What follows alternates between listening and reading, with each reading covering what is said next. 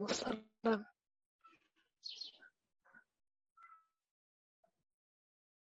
শুনতে পাচ্ছ? জি স্যার, শোনা যাচ্ছে ঠিক মতো।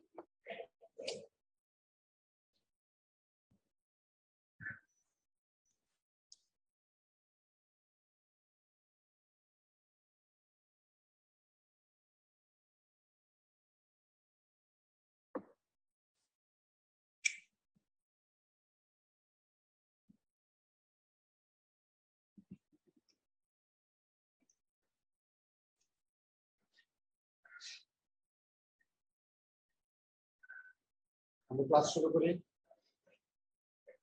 হ্যাঁ, জি স্যার।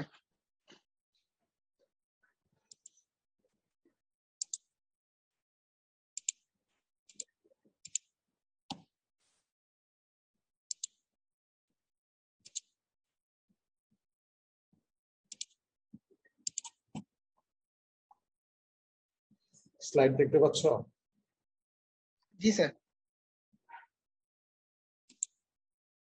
আমরা যতটুকু এসে শেষ করছিলাম তারপর থেকে শুরু করি। Blast furnace gas and its utilization, তাই না? আমরা এর আগ পর্যন্ত পড়েছিলাম, ঠিক আছে? জি স্যার। তাহলে এখন এটা সম্পর্কে কে বলবা? আমি বলবো। তুমি ছাড়া আর কে আছে? দেখি ইংরেজি কেউ বলে কিনা।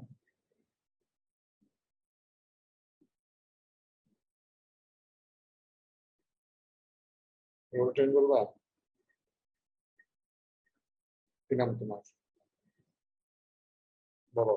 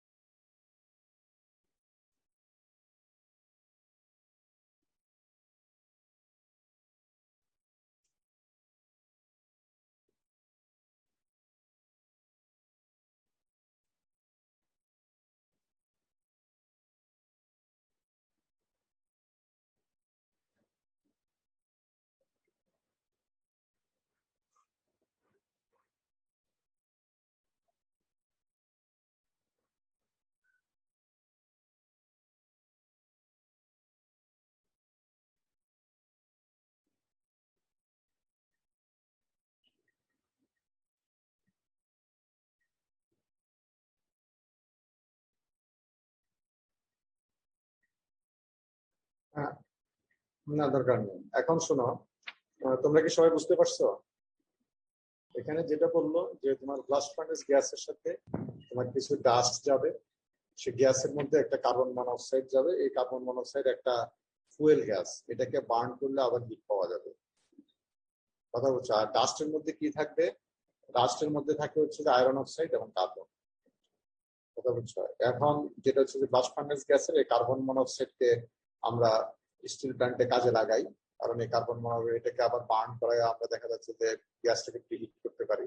আর এটাকে যদি ধরো এখানে এই টেবিল থেকে দেখা যাচ্ছে যে হিটিং ভ্যালুটা কম, ক্যালোরিফিক ভ্যালু কম। তো এই ভ্যালুটাকে যেহেতু কম, এটাকে একটা রিচ গ্যাসের সাথে মিক্স করে আমরা এই ব্লাস্ট ফার্নেস একটা পাওয়ার জেনারেশন আমরা ইউজ করতে পারি।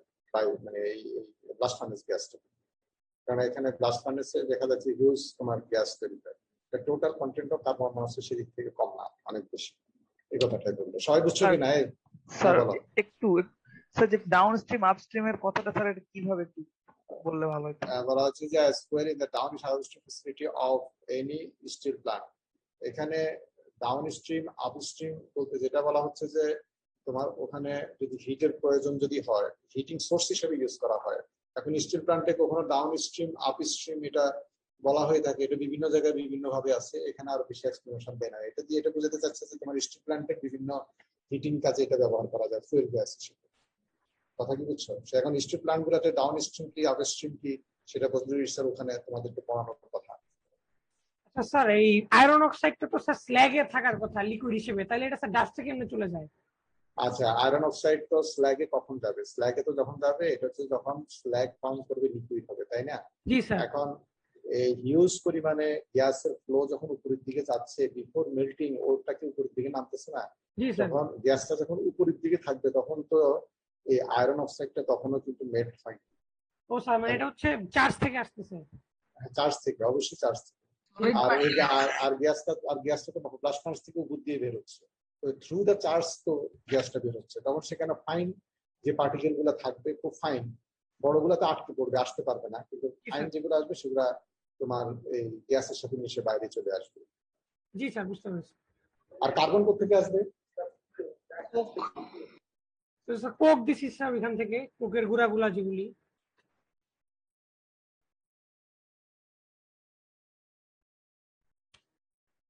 এটা ভালো করে বলো, এটা তোমাদের এই আগে জানার কথা। লো টেম্পারেচারে কি হয়? আর হ্যাঁ হ্যাঁ হ্যাঁ সেটাই। হ্যাঁ,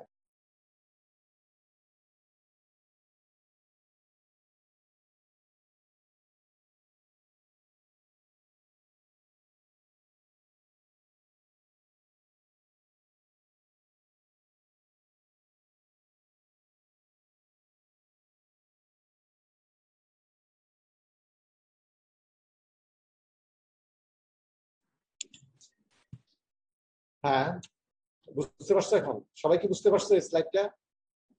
জি স্যার। জি স্যার। আচ্ছা, আমরা প্রসিড করি। এখন আসো তাহলে, যেটা দাঁড়ালো যে আমরা আগে স্লাইড থেকে দেখলাম যে ব্লাস্ট ফার্নেস গ্যাসে যেটা থাকে সেটা হচ্ছে গ্যাস থাকবে, আর এটা উইথ ডাস্ট। এই ডাস্টটা এর আগেও বলেছি যে কি পরিমাণে থাকে। তুমি দেখো যে আচ্ছা, তার আগে জানতে হবে যে তোমার blast furnace gas roll ten continue করো, তারপর আমি ইজি করে দিব।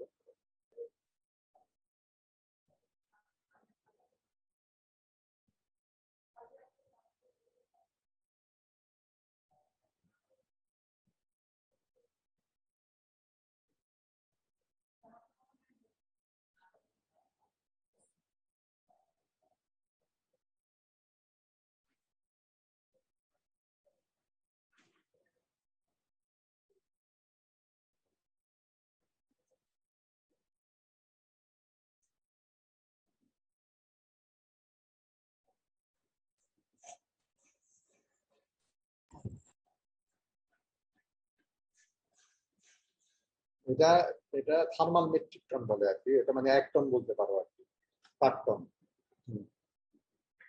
পার টন, পার টন মেটাল মানে সলিড হচ্ছে যেটা, মানে 40 থেকে 50 কেজি মানে সলিড ডাস্ট যেটা বলতেছো সেটা পার টন অফ মেটাল থাকে আর কি। হ্যাঁ, it's a part on hot metal, ওটা হট বুঝাইছে না? মেটাল, হ্যাঁ পার টন হট মেটাল যেটা। হ্যাঁ বলো।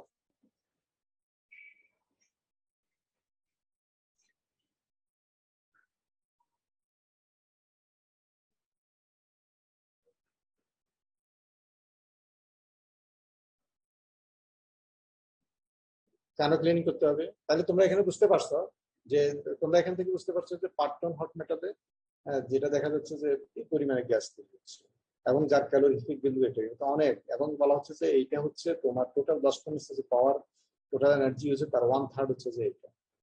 এবং এটা তো আমরা ব্লাস্ট ফার্নেসে কাজে লাগাই অথবা পাওয়ার জেনারেশনকে আমরা ইউজ করি, কিন্তু এই ডাস্টটাকে তোমার এনভায়রনমেন্টে ছাড়া যাবে না। যদি ছাড়ে তাহলে আশেপাশে অনেক এরিয়া ধরে পুরো এলাকাটা তোমার এনভায়রনমেন্টের উপর ইমপ্যাক্ট করবে, পরিবেশের উপর, মানুষের উপর, আরো গাছের উপর, তারপর হচ্ছে তোমার আর জীব জন্তু সবের উপরে এটা এফেক্ট আসবে। সেজন্য এটাকে করা যাবে না, সেজন্য ক্লিন করতে হবে। ক্লিন কয়ভাবে করা হয় বলো? Recording in progress.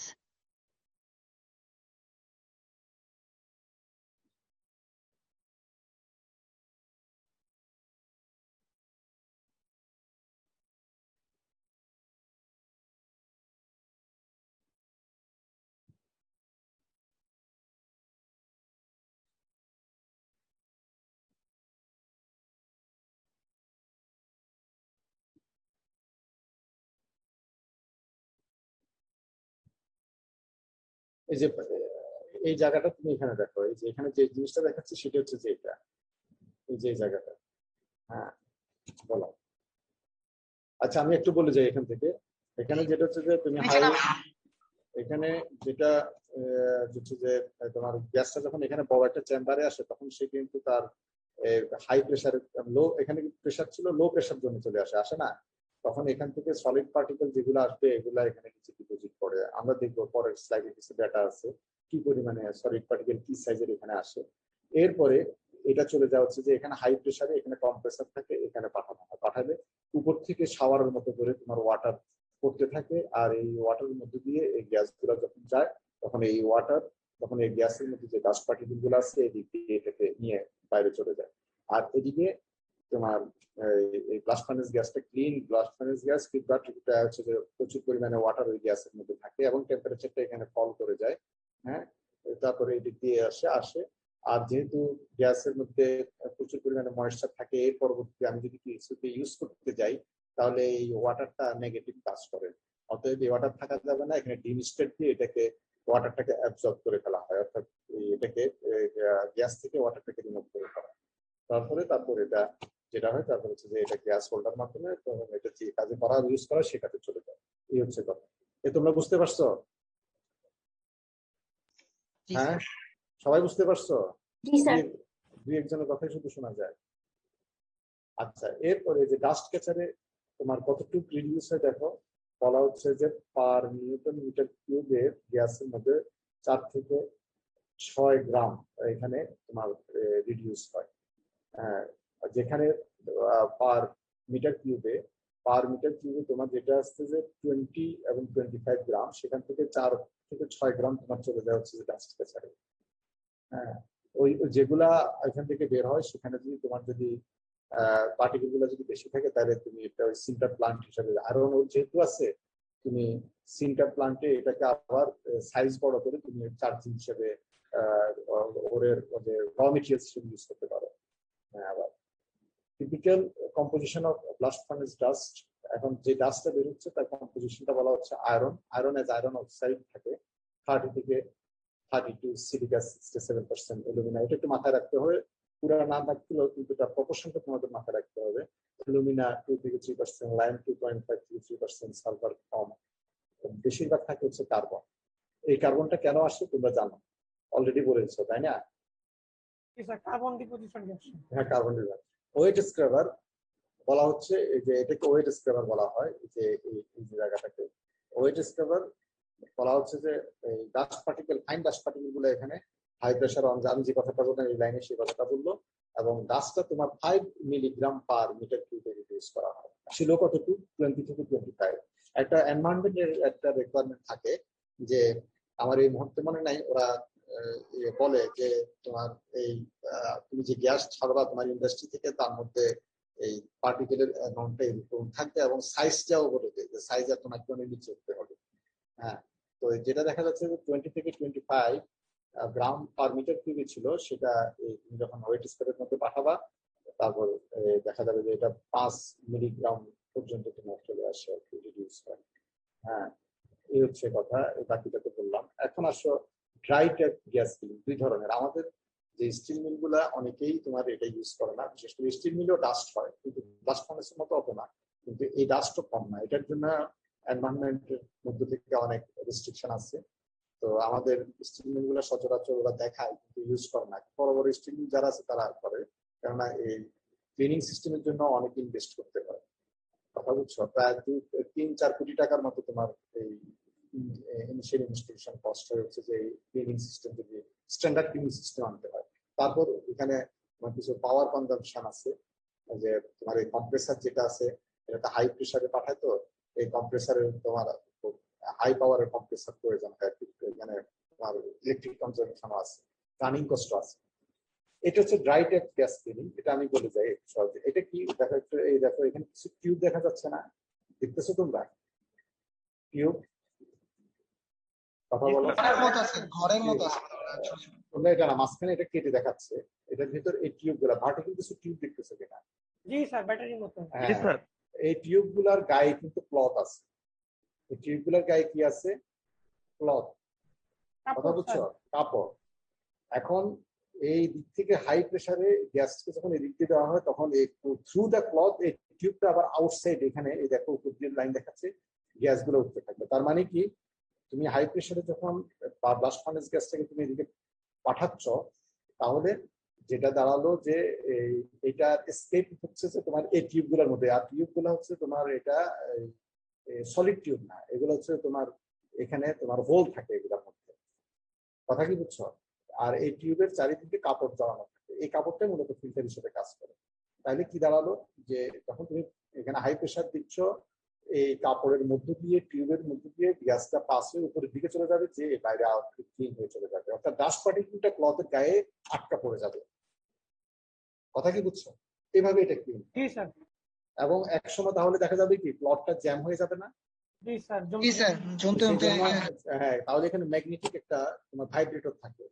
হ্যাঁ, এটাকে এটাকে ব্যাক ফিল্টার বলা হয়। হ্যাঁ, ব্যাক হাউস বলা হয় অনেক সময়। এই যে ব্যাক ফিল্টার আর ইলেকট্রোস্ট্যাটিক প্রেসিপিটেটর, যেহেতু তোমার এখানে ডাস্ট পার্টিকেল ভিতর আছে কি আয়রন অক্সাইড থাকে, আগে দেখছো তোমরা। তো এখানে অনেক সময় দেখা যায় ইলেকট্রোস্ট্যাটিক প্রেসিপিটেটর দিলে তাহলে এটা, এবং ম্যাগনেটিক ইয়া করলে তখন ভাইব্রেটর দিলে, এখানে দেখা যায় যে এটা যখন কাঁপতে থাকে তখন তার গায়ে থেকে তোমার এই ফিল্টার এগুলো পড়ে যাবে আর কি। পড়ে যায়, নিচে পড়ে যায়। নিচে পড়ে গেলে তখন এগুলো এখান থেকে নিয়ে আসে, এখান থেকে বের করে ফেলা যায়। এখানে একটা বড় অ্যাডভান্টেজ হচ্ছে যে তোমার ওয়াটারের মধ্যে পাস করলে যেরকম হিট লস করতো, এখানে কি হিট লস হওয়ার কোনো চান্স আছে? না স্যার। হিট লস হওয়ার কোনো চান্স নাই। এই কারণে এটা এই দেখা যাচ্ছে পরবর্তীতে যে কাজে ইউজ করো না কেন, তার হিটিং ভ্যালু, অর্থাৎ তুমি যদি ওয়েট স্ক্রাবের মধ্যে দিয়ে পাস করে যে গ্যাসটা পাচ্ছ, ওইটাও ক্লিনিং, এটাও ক্লিনিং। কিন্তু ক্লিনিং হলেও ওখানে তোমার এখানে ধরো 200-250 টেম্পারেচার থাকতেছে, ওখানে অলমোস্ট রুম টেম্পারেচারে চলে আসতেছে। আর কিছু কাছাকাছি পাওয়া যাবে। তাহলে যেটা দেখা যাবে যে তোমার তার হিটিং ভ্যালুটা যেটা আসবে এখানে ড্রাই স্কেপারে যেটা, তুমি এটা বেশি পাবা। বুঝছো? এই জন্য বলছো the enthalpy of the blast furnace gas as well as high pressure enhances power generation by almost 40%. এটার কারণে তুমি ওয়েট স্কেপারের যে গ্যাস, সেটা থেকে তুমি এখানে 40% তুমি ইনক্রিজ করতে পারবে। এই তাহলে আমরা আজকে গ্যাস ক্লিনিং সিস্টেমটাকে এখানে শেষ করলাম। এখন আমরা নেক্সট স্লাইডে চলে যাই, নেক্সট ক্লাসে। আজকে ক্লাস যেটা হওয়ার কথা ছিল,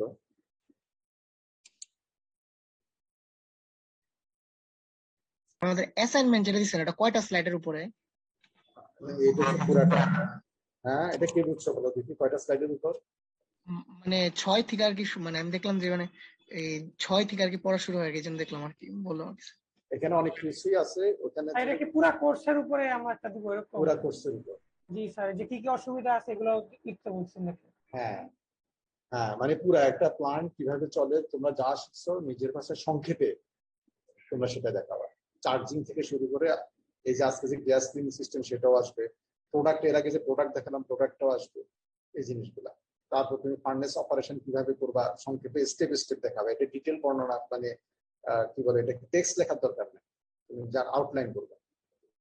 কথা বুঝছো? তারপর ইরেগুলারিটিস গুলা, এটা পড়ানো হয়, আমরা আরো পরে পড়বো।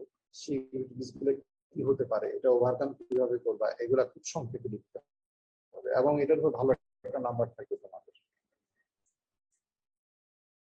বুঝছো? এবং 1 মাস সময় দেওয়া হয়েছে, অনেক সময় দেওয়া হয়েছে, এর মাঝে তুমি রেডি করবা এটা। আচ্ছা, জি এখন স্যার। স্লাইড কি দেখতে পাচ্ছ?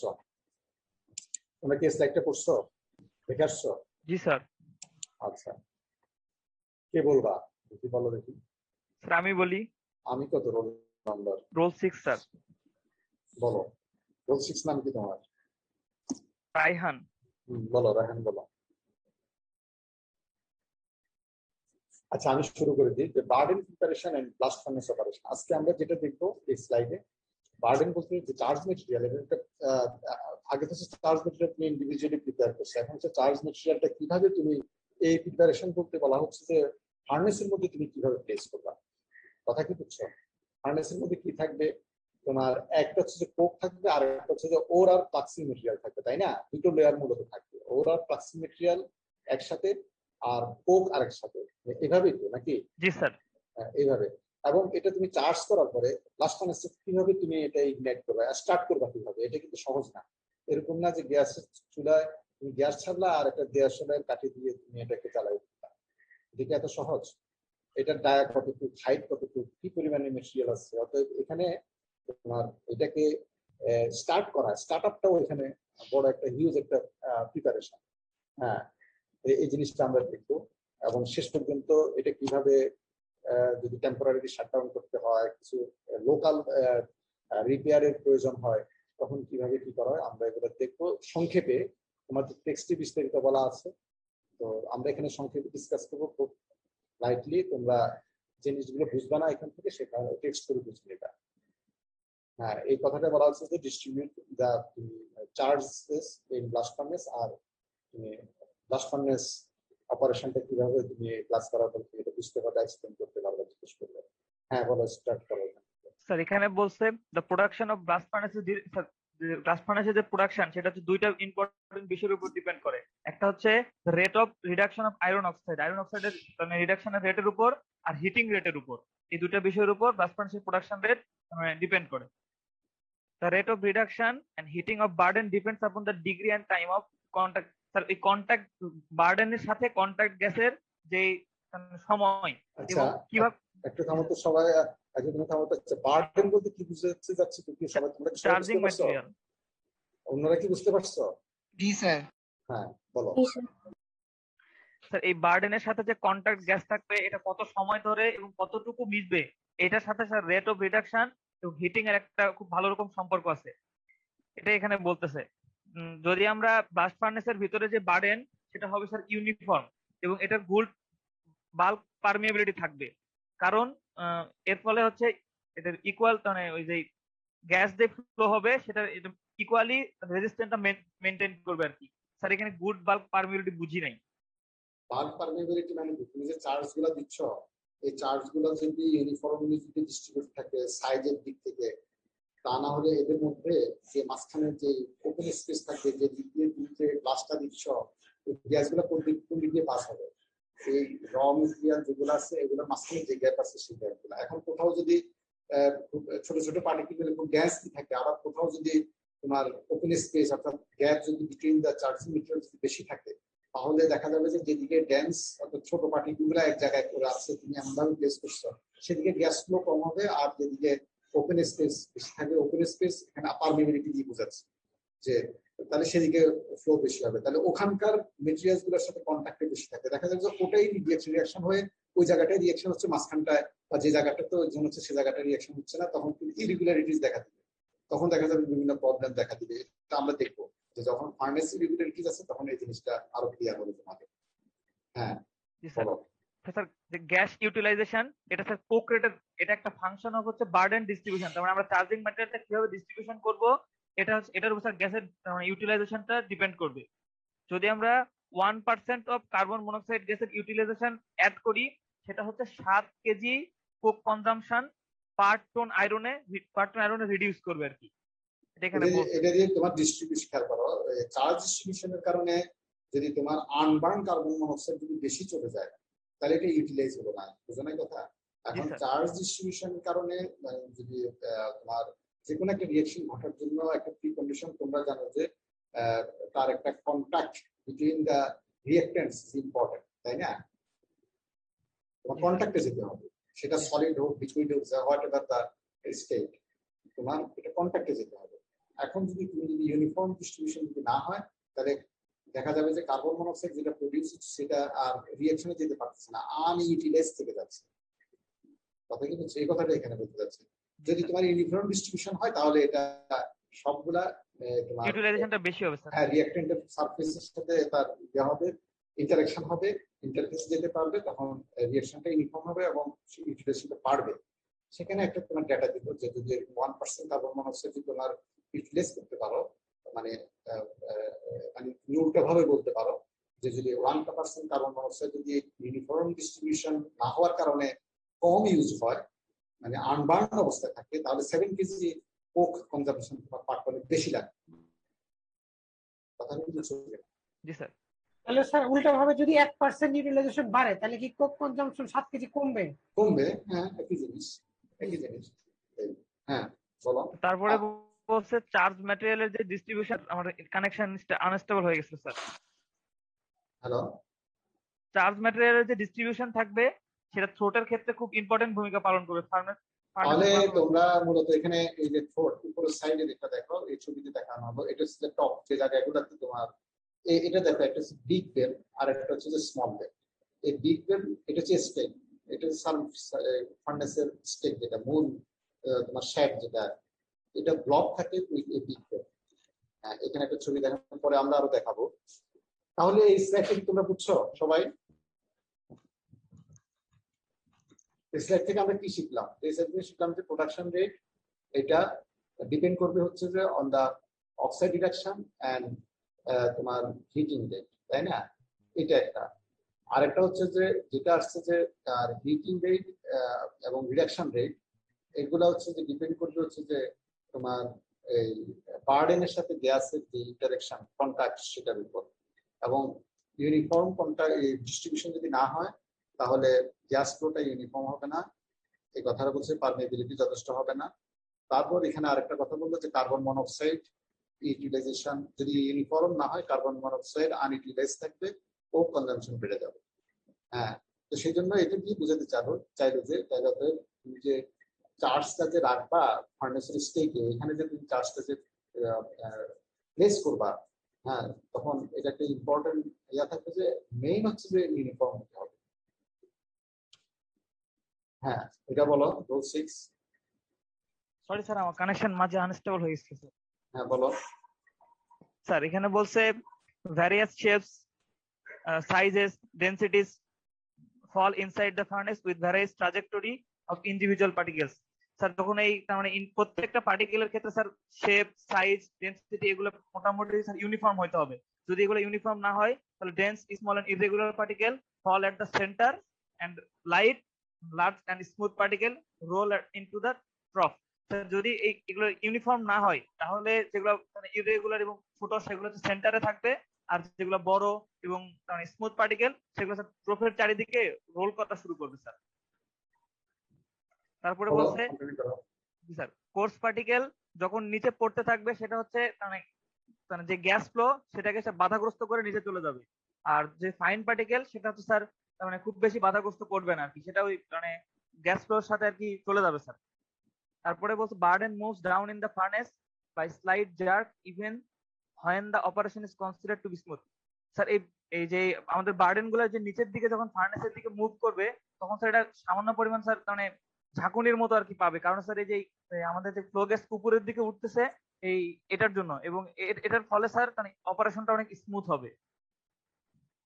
আর overlying weight pushing down the particle and friction drag with surrounding particle varies in amount and direction. Sir এই যে পার্টিকেল গুলো স্যার নিচের দিকে যে গ্র্যাভিটির কারণে পড়তেছে এবং এর মধ্যে একটা স্যার ফ্লু গ্যাসের সাথে একটা ফ্রিকশন হয়, যেটা স্যার সারাউন্ডিং পার্টিকেলের সাথে সারাউন্ডিং পার্টিকেলকে বিভিন্ন জায়গায় বিভিন্ন ভাবে নিয়ে যাওয়ার চেষ্টা করে আর কি স্যার।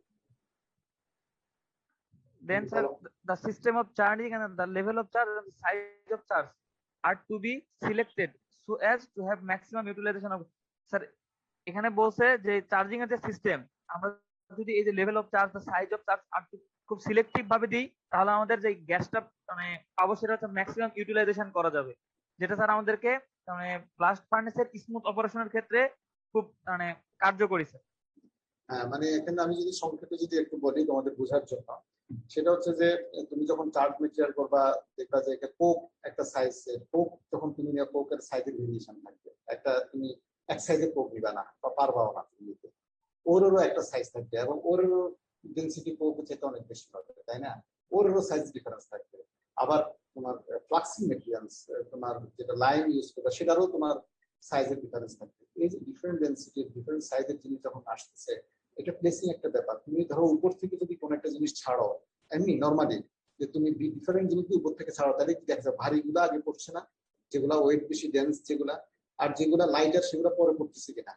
পড়ে দেখা যাচ্ছে যে ভারীগুলা মাঝখানে পড়ে আর লাইট গুলা উপরে পড়ে আস্তে এটা গড়াইয়া কি হয় সারাউন্ড চারিদিকে সাইডে চলে যায়, যায় কিনা? কথা বলো। জি স্যার, জি স্যার। ঠিক এখানে একই কথা বলছি। তুমি যদি উপর থেকে যদি ছাড়ো তাহলে দেখা যাবে যে ওই যে ডেন্স যেগুলো সেগুলো সেন্টারে পড়বে, পরে কোর্স যেগুলা অথবা যেগুলা লাইটার সেগুলা সাইড দিয়ে পড়ে চলে যাবে। তাহলে কি ইউনিফর্ম ডিস্ট্রিবিউশন হলো? হ্যাঁ, ইউনিফর্ম ডিস্ট্রিবিউশন হবে।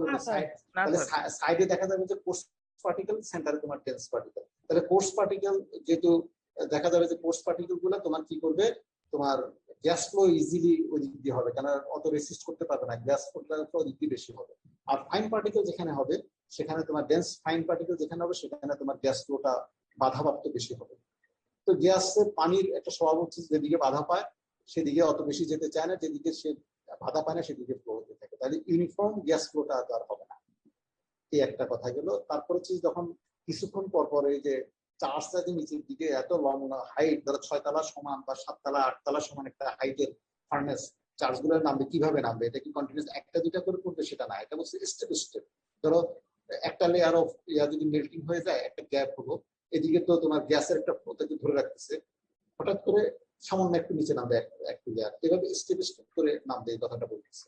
এবং বলছে যে উপরের যে চার্জ গুলো থাকবে সেটাই পুশ করে নিচের চার্জ গুলাকে নিচের দিকে নামাইতে থাকবে, এবং এই নামানোর সময় তাদের ইন্টার পার্টিকেল ফ্রিকশন হবে। হ্যাঁ, তো সেই জন্য ফাইনালি বলবো যে the level of charge and size of the charge এই জন্য ইম্পর্টেন্ট তোমার ম্যাক্সিমাম গ্যাস ডিস্ট্রিবিউশনের জন্য।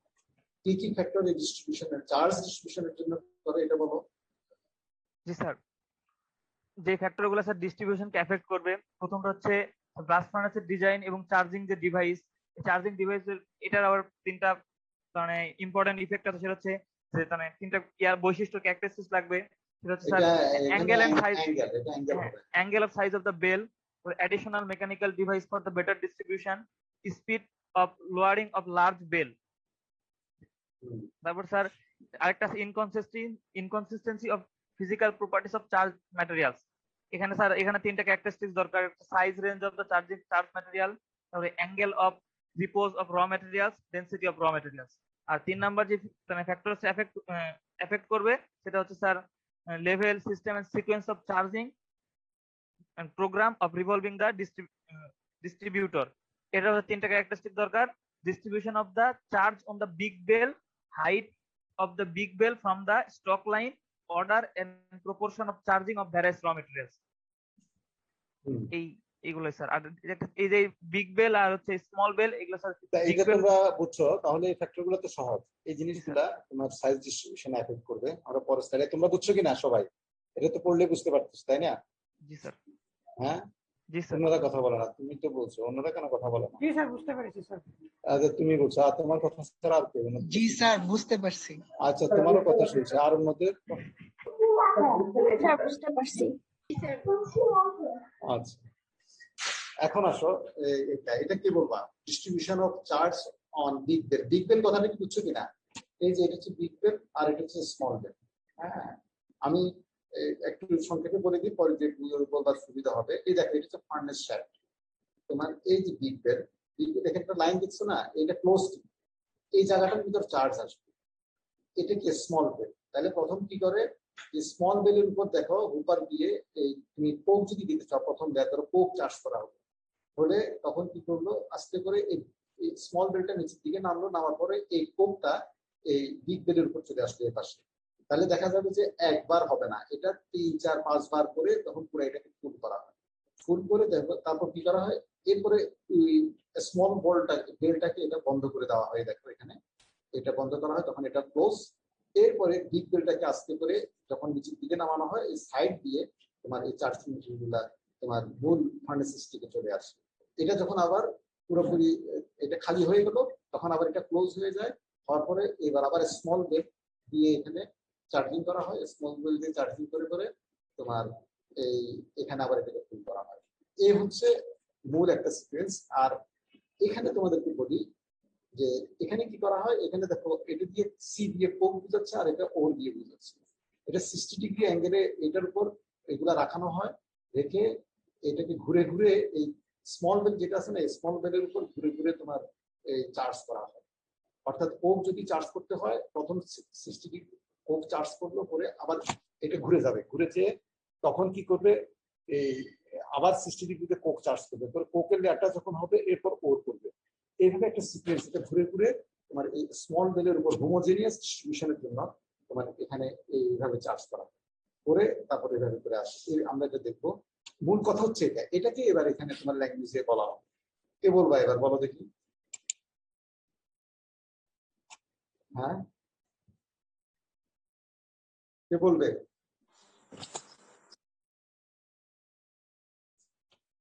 আমি বলবো বলতে, না তোমরা নিজ থেকে বলবা? রোল কত? 30? 30? তোমার নাম কি? বলো। স্যার র ম্যাটেরিয়াল ডিস্ট্রিবিউশনটা মানে আমার ফার্মেসির ভিতর যেরকম হবে সেই জিনিসটা নির্ভর করে যে বেলের উপরে আমি কিভাবে ডিস্ট্রিবিউট করতেছি। তো এখানে স্যার একটা revolving charge, McKee revolving charge distributor বলছি, যেখানে র ম্যাটেরিয়ালস গুলো হচ্ছে একটা ইলেকট্রিক্যাল হুবারের উপরে হচ্ছে রাখা হবে, মানে আমি যেভাবে চাচ্ছি ফার্মেসির ভিতর সেভাবে রাখা হবে, দেন হচ্ছে এটা একটু রিভলভ করা হবে। তো স্মল বেলের উপর আস্তে আস্তে রিভলভ করে সেটাকে লার্জ বেলের উপর ফেলা হয়। তারপর স্যার ওই লার্জ বেলটাকে হচ্ছে লোয়ার করা হয়, মানে সরি বিগ বেলটাকে হচ্ছে এরপর নিচু করে মানে নিচে নামিয়ে ফার্নেসের মধ্যে চার্জটাকে ড্রপ করা হয়। স্যার এখানে হচ্ছে এই যে দুটো যে ডায়াগ্রাম, এই ডায়াগ্রামটা অনেক অস্পষ্ট, জন্য ডায়াগ্রামে লেখাগুলো ভালো বুঝতে। হ্যাঁ, ওই যে তোমাদের যে আমি লেকচার মেটেরিয়াল দিছি না সেখানে পাবা। হ্যাঁ, ওইটা ক্লিয়ার আছে, ওখান থেকে পড়ে বুঝছো এটা। এরপরে ওই যে এখানে এই কথাটা কি বলছে এটা আমি একটু বলি। এখানে ওই যে সি দিয়ে কি বলতেছে সেটা কার্বন স্কিপ, আর ও ইন্ডিকেটস ওর স্কিপ। এইভাবে এটা ঘুরিয়ে ঘুরিয়ে যে চার্জ গুলা এগুলা একটু তোমরা তো এটা বুঝছো, আমি আগেও বলছি এখন ও একটু বললো। তো এখানে যেটা বলা হচ্ছে যে চার্জ সিকোয়েন্স গুলা দেখো, সি সি ও ও, এটা কি বুঝাতে চাচ্ছে বুঝছো? এখানে বুঝাতে যাচ্ছে যে প্রথম একটা কোক লেয়ার দিল, তারপর একটা কোক লেয়ার দিল, তারপর একটা ওর এর লেয়ার দিল, তারপর একটা ওর এর লেয়ার দিল। দেওয়ার পরে এই পুরোটাই তখন এই বিগ বেলের মাধ্যমে নিচে শিফট করে দিল, অর্থাৎ ফুলের ফার্নেসের ভিতরে চার্জ করা হবে। কথা কি বুঝছো? এখানে এই কথা যে 60 ডিগ্রি অ্যাঙ্গেলে এটা ঘুরে ঘুরে এটা দিচ্ছে, এটা বললো। আবার বলা হচ্ছে যে আফটার 8 চার্জেস, মানে 8 মানে 32 স্কিপ, 8টা চার্জে 32 স্কিপ দেওয়া হয়, দিয়ে বিগ বেলের উপর চার্জ করা হয়, তখন বিগ বেলটাকে নিচের দিকে নিয়ে এসে মানে ফার্নেস স্ট্রিপে নেওয়া হয়। এই হচ্ছে তোমার, এটা তোমরা একটু দেখে নিবা কিভাবে এটা করে। মূল কনসেপ্ট হচ্ছে যে এটা সবাই বুঝছো নাকি এটা? হ্যাঁ, আফটার 8 চার্জেস অর্থাৎ 32 স্কিপ, অর্থাৎ তোমার যেটা 8 চার্জ মানে কি, তুমি 8 বার তুমি এই স্মল বেল থেকে তুমি 8 বার নিচে এটা ঢুকাচ্ছ। এটা করতে যে টোটাল স্মল বেলের উপর যে তোমার হুপারের যে তোমার ডিস্ট্রিবিউশন ঘুরে ঘুরে করতেছে না, এটা 32 স্কিপ লাগছে এই 8টা চার্জ দিতে যে। এখানে এইভাবে এটাকে ঘুরানো, একবার ঘুরানো থেকে একটা স্কিপ করতেছে। কথা বুঝছো? এইভাবে করে এখন তুমি দেখো এখানে অর্ডার অফ চার্জিং, এখানে বিভিন্ন একটা জিনিস দেখানো হলো, তোমরা একটু দেখে নিবা জাস্ট। এটা এগুলা দিয়ে অর্ডারটা বোঝানো হচ্ছে। Gas distribution flow changing the charge size distribution. এই যে গ্যাস ডিস্ট্রিবিউশন ফ্লোটা যেটা আছে তোমার সাইজ ডিস্ট্রিবিউশনের জন্য কত পার্সেন্ট? 3.5%। আর চার্জ ডিস্ট্রিবিউশনের জন্য 85%। তোমার সাইজ খেয়াল করো, আমরা বলছি কি একটা সাইজ ডিফার করবে, আর একটা হচ্ছে যে চার্জ ডিস্ট্রিবিউশন, অর্থাৎ তোমার চার্জটা এই কোথাও কোর্স অর্থাৎ কোথাও পারমিবিলিটি বেশি হবে, কোথাও কম হবে, এটার জন্য 85%। এখানে যেটা বললো যে এটা খুব ইম্পর্টেন্ট একটা ইনফরমেশন তোমাদের জন্য এখানে charge for better gas flow coke is charge in the bell first. কোকটা তোমার ওরের চাইতে কোকের পারমিবিলিটি বেশি হবে, স্বাভাবিক না? কোকটার পারমিবিলিটি বেশি হবে না? তোমরা কি কোক কখনো দেখেছো ফিজিক্যালি? পোরাস থাকে। হ্যাঁ, পোরাস থাকে, দেখছো না? আবার একটু বড় বড় শক্ত থাকে না, এগুলা হার্ড থাকে না? তাহলে ধরো অনেকগুলো কোক যদি মাঝখানে তোমরা কি অনেক ফাঁকা জায়গা দেখতে পাও কিনা? এই জন্য তোমার প্রথমেই ফার্নেস যখন চার্জ করতে হয় তাহলে কোকের লেয়ারটা আগে দিতে হয়, এটা বলতেছি। হ্যাঁ, the periphery of the furnace inside is loaded with Coke. এবং ফার্নেসের চারিদিকে অর্থাৎ বাহিরের দিকে, বাহির মানে ভিতরের বাহিরের দিকে, হ্যাঁ, তখন বলা হচ্ছে যে সাইডের দিকে তোমার কোপ দেওয়া হয়। এখানে কিছু সিকোয়েন্স বলা হলো, তোমরা এটা করে নিও, দেখে নিও। বলা হচ্ছে যে ও এম আর সি আর, ও মানে কি ওর আর সি আগে যেটা বলবো, আর সি এন ও এম মানে এটা বলা হচ্ছে যে এটা অপোজিট। আগে ওর দেওয়া হলো, তারপর কার্বন দেওয়া হলো, কোক দেওয়া হলো। এটার যেই তোমার এফেক্ট করবে, আগে যদি তুমি কোক দাও তারপর যদি ওর দিয়ে ফার্নেসের ভিতরে প্লেস করো, তখন তার ডিফারেন্ট এফেক্ট করবে। এখানে দেখো এই জিনিস দিয়ে কি বোঝাচ্ছে যে তুমি ফার্নেসের ভিতরেই সরাসরি প্রথমে ওর দিচ্ছ, তারপর দিচ্ছ কোক, হ্যাঁ, সেপারেটলি।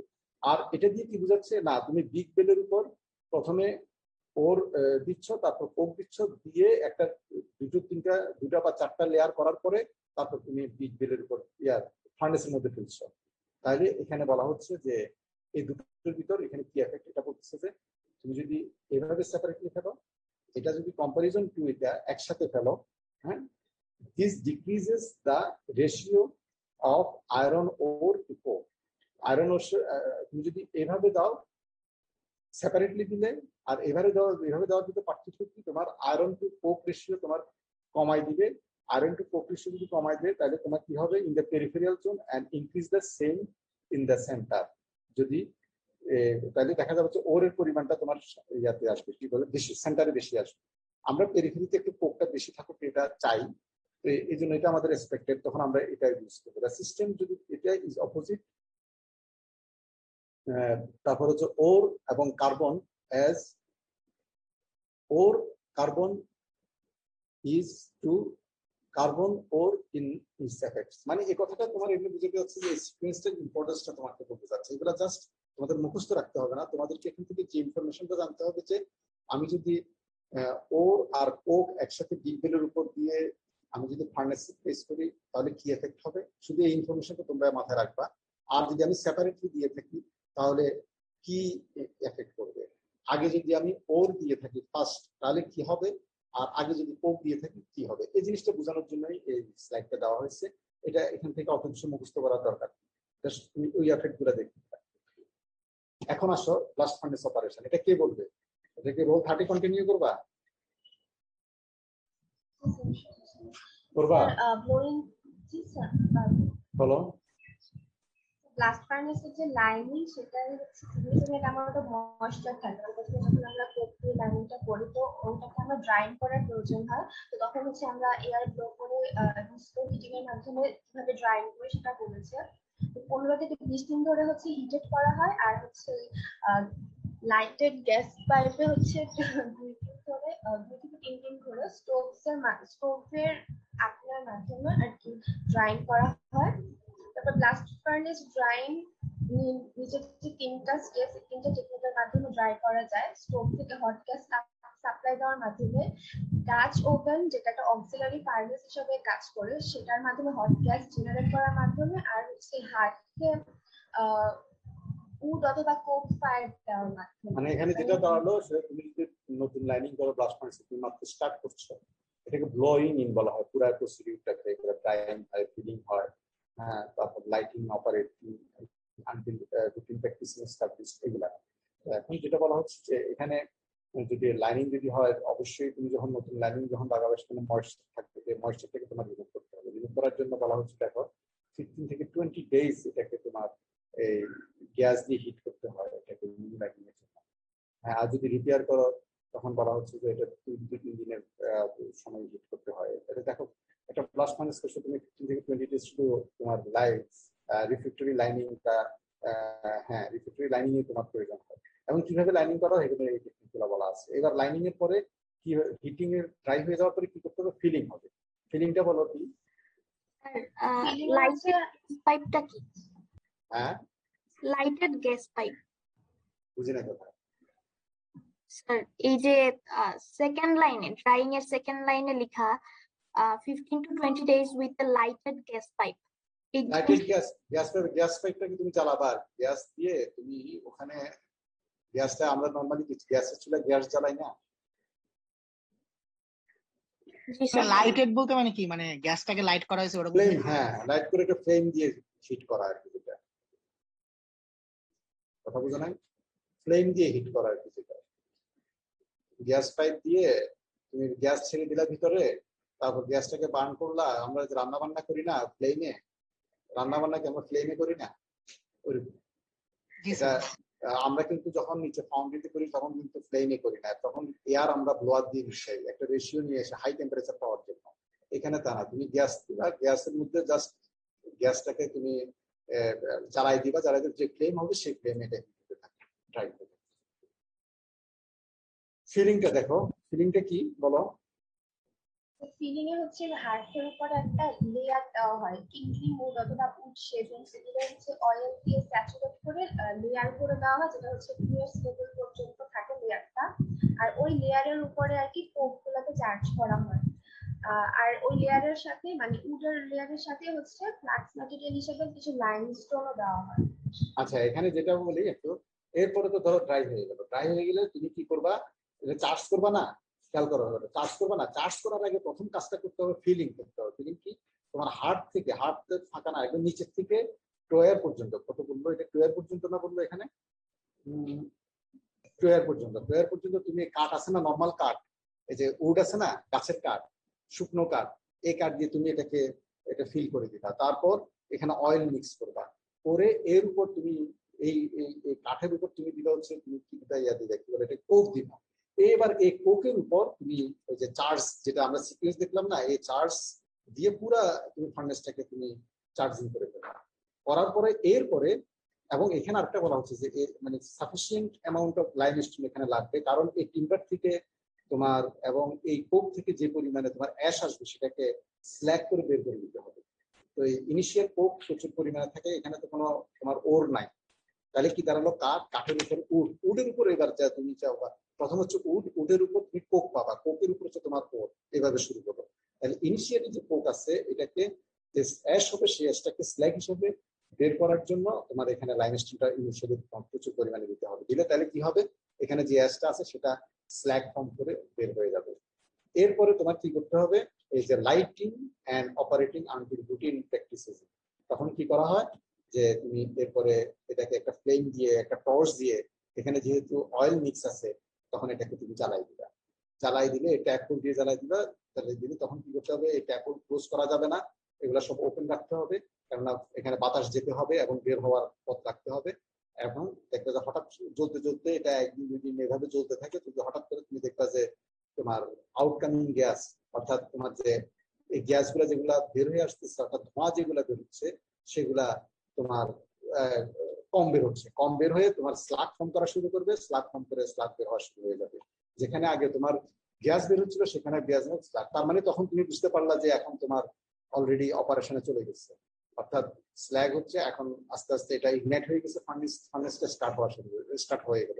আফটার নিয়ারলি 2 days, দেখো, as the ratio of iron to increase the burden in the burden, বলা হচ্ছে যে এই 2 দিন পরে এবার দেখা যাচ্ছে তুমি আসছো, তোমার ফাইনাল প্রোডাকশনে চলে আসছে, কিন্তু তারপরেও শুরুর দিকে তোমার কম্পোজিশনটা আসবে না, আরো একদিন তোমার এভাবে এটা ফেলে দেওয়া হয়, এটাকে আবার ওটা রিইউজ করা হয়, এরপরে তুমি finally maximum blast furnace temperature and volume rate are achieve rather quickly to have proper blowing in. এখন এই পুরো জিনিসটাকে বলা হচ্ছে ব্লোয়িং ইন।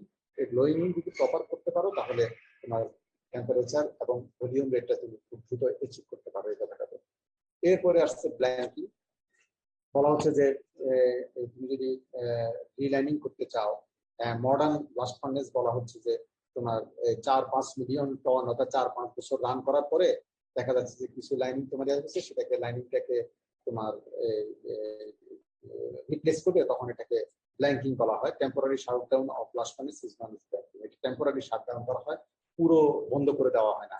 অর্থাৎ দেখা যায় যে এখানে ভিতরে ফ্লেম জ্বলতে থাকে, তো এক পাশে কাজ করা হয়, কাজ করে ওখানে লাইনিং লাগানো হয়, আবার ট্রাই করা হয়, এভাবে করে এটা নিয়ে আসে। তোমরা একটু দেখে নিবে এটা সংক্ষেপে, ব্ল্যাঙ্কিংয়ের ডেফিনেশনটা অত মানে ডিটেল এটা পড়ার দরকার নেই যে ব্ল্যাঙ্কিং এ কি কি করা হয় এটা। এরপরে দেখো blowing out, the process of stopping of the furnace operation at the end of its campaign as known as blowing out, অর্থাৎ তোমার ফার্নেসটা পার্মানেন্টলি তুমি শাটডাউন করতে যাচ্ছ, তাহলে তখন কিভাবে শাটডাউন করবা, এখানে এই জিনিসটা যে আর এটা ইউজ করবা না, অবসোলিউট করে দিবা, তখন সেটা কি করবা, আস্তে আস্তে তুমি ওরের পরিমাণটা কমাই দিবা। ওরের পরিমাণ কমাই দিতে গেলে তখন যখন কমে যাবে ওরের পরিমাণটা, তাহলে ভিতরে থাকবে শুধু কোক। আস্তে আস্তে কোকেও তুমি গ্যাসের পরিমাণটা, এয়ারের পরিমাণটা কমাইতে থাকবা। আস্তে আস্তে দেখা যাবে যে এই কোকগুলো যখন পুরোপুরি বার্ন আউট হয়ে যাবে, এদিকে কিন্তু তুমি ইয়া দিতে থাকতে হবে, কি বলে এটাকে, লাইন দিতে থাকতে হবে। লাইন না দিলে তোমার এটা স্ল্যাগ হয়ে স্ল্যাগটা বের হবে না। আলটিমেটলি দেখা যাবে যে তোমার এই একসময় এটা শাটডাউন হয়ে যাচ্ছে, অর্থাৎ ট্যাপিং। এটা তো তোমরা আগেই করছো যে যখন লিকুইড মেটাল হবে 4-5 ঘন্টা 6 ঘন্টা থেকে 6 ঘন্টা পর ট্যাপিং করা হবে। আর স্ল্যাগটাকে তোমার 2 ঘন্টা পর পর স্ল্যাগ রিমুভ করা হয়। ফ্যানিং, ট্যাপ ড্রাফটিং, এগুলা কতগুলো জিনিস বলা আছে, তোমরা এগুলো একটু ডেফিনিশনটা। এই হচ্ছে তোমাদের এই স্লাইডটা শেষ। এখানে আমরা পরের স্লাইড নতুন ভাবে নতুন ক্লাস ফার্নেসের উপরে শুরু করবো ক্যালকুলেশন। সেই ক্যালকুলেশনটা হবে হচ্ছে যে তুমি চার্জিং মেটেরিয়ালের কম্পোজিশন কি হলে তোমার কি বলে এটাকে, কি পরিমাণে তোমার কোক প্রয়োজন হবে, কি পরিমাণে তোমার গ্যাস দিতে হবে, তারপর হচ্ছে তোমার আউটপুট কম্পোজিশনটা কি হবে, এই টাইপের কিছু প্রবলেম আমরা দেখবো। এটা ঠিক আছে? তোমরা সবাই বুঝতে পারছো? এখন যদি তোমরা একটু তোমাদেরকে যে লেকচার মেটেরিয়াল গুলো দেওয়া হয়েছে এগুলো একটু দেখো, তাহলে এই ডেফিনিশন গুলো মিলালে খুব সহজ হয়ে যাবে, কঠিন কিছু না। আর তোমাদের অ্যাসাইনমেন্টটা যেটা বলছিলাম, অ্যাসাইনমেন্টে কি কন্টেন্ট থাকবে আমি হাইলাইট করে দিচ্ছি। এটা তোমাদের, কারণ আমরা তো অনেক কিছু পড়েছি তাই না, থার্মোডাইনামিক্স পড়েছি, কিন্তু এত কিছু লাগবে না। জাস্ট এখানে তোমার টেকনোলজিটা তোমরা দেখতে জানাবা যে আমি জানতে চাচ্ছি যে একটা ব্লাস্ট ফার্নেস তুমি আয়রন কিভাবে প্রডিউস করবা, এই জিনিসটা। স্যার আমরা কি একটা সামারি টাইপ দিব, ছোট কনসাইজ টাইপের একটা? সামারি টাইপ না, এটা সামারি টাইপ কেন হবে? আমি ধরো কথা হচ্ছে যে যেমন ফার্নেক্সের ভিতর তুমি বিভিন্ন জনে কি রিঅ্যাকশন সেটা দেখাবা, চার্জ মেটেরিয়াল তুমি কিভাবে কি চার্জ মেটেরিয়াল সেটা তুমি দেখাবা, চার্জ মেটেরিয়াল সিকোয়েন্সটা কি হয়, তুমি কি মিক্স কোক সহ মিক্স করে দিবা, ইত্যাদি দিবা, এটা চার্জ মেটেরিয়ালে কি কি থাকে সে জিনিসটা তুমি দিবা এইভাবে করে। তারপরে এদিকে তুমি যখন এয়ার দিবা, এখান থেকে ব্লাস্ট দিবা, সেই ব্লাস্টটা কোন দিক দিয়ে দিবা, সেই ব্লাস্টটা কি হিটেড হবে না কি হবে, কথা বোঝা নাই? এরপরে যখন প্রোডাক্টটা বের হবে সেটা কি হবে, এই যখন পুরোটা শেষ হবে তখন তোমরা বুঝতে পারবা। স্যার ওই আমরা যে ফার্স্টে থার্মোডাইনামিক পোরশন পড়ছি, পরে যে ফিজিওকেমিক্যাল পড়ছি, ওগুলো তো লাগবে না তাই না? না? ওগুলো লাগবে না স্যার ওটাই বলতেছিলাম, এই জন্য বলছিলাম স্যার, মানে 6 থেকে শুরু হবে। হ্যাঁ আর এটা কি স্যার এটা কি হ্যান্ড রিটেন হবে নাকি ইচ্ছা টাইপ হবে? টাইপ হলে ভালো হয় স্যার। জি তোমার ইচ্ছা, আমি এটা ম্যান্ডেটরি কিছু করবো না, তোমাদের ইচ্ছা। এটা যে যত সুন্দর করতে পারো, যে যত ইনফরমেশন দিতে পারো সেটা তো মার্কস পাবে, কথা বোঝা নাই একটা। আর তোমাদের মধ্যে অ্যাবসেন্ট কি আছে বলো তো তাড়াতাড়ি। রোল 2, 14